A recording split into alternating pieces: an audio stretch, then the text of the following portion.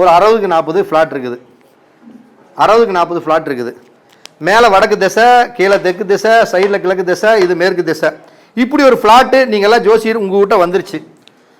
உங்கள் ஜாதகத்தை நீங்கள் என்னமோ பாருங்கள், ஜாதகத்தையும் தாண்டி இதெல்லாம் ஜாதகத்தையும் தாண்டி அடுத்த பட்சம்.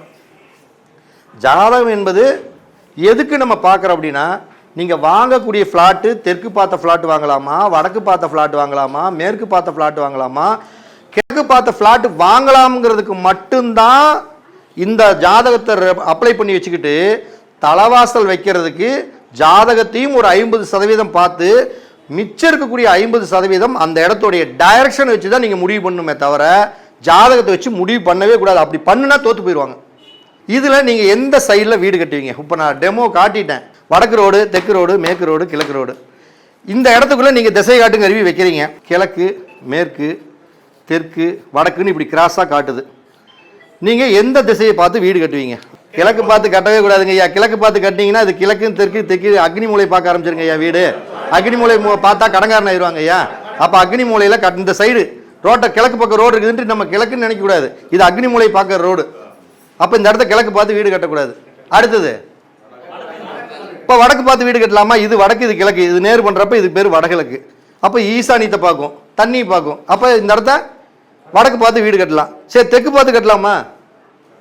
தெற்கு பார்த்து கட்டக்கூடாது. மேற்கு பார்த்து கட்டலாமா? மேற்கு பார்த்து கட்டவே கூடாது. இவ்வளோ தான் மேட்ரு.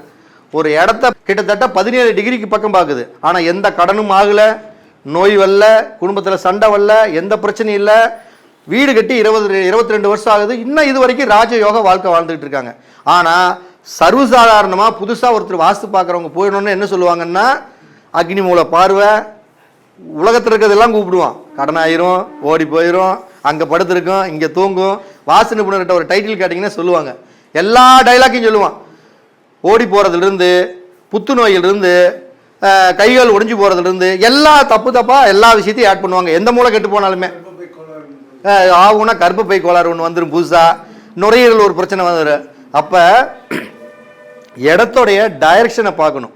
அப்போ இப்படிப்பட்ட ஒரு தீர்க்க சுமங்கலி ஃப்ளாட்டில் நீங்கள் டைரக்ஷனே மாறி இருந்தாலும் கூட உங்களுடைய ஜாதகத்திற்கு தகுந்தாற் போல் அந்த திசையை தேர்ந்தெடுத்துக்கிட்டாலும் சரி, இல்லை இந்த டைரக்ஷன் எந்த திசையை நோக்கி இருக்குதோ அதுக்காக நீங்கள் எடுத்துக்கிட்டாலும் சரி, இப்படிப்பட்ட வீடு உங்களுக்கு நல்ல செல்வ செழிப்பையும், பொருளாதார முன்னேற்றத்தையும், தொழில் வசியத்தையும், ஜன வசியத்தையும் 100% கொடுத்து அந்த வீட்டில் இருக்கிறவங்கள எல்லாத்தையும் மங்களகரமாக வாழ வைக்கும். அப்படிங்கிறது தான் இந்த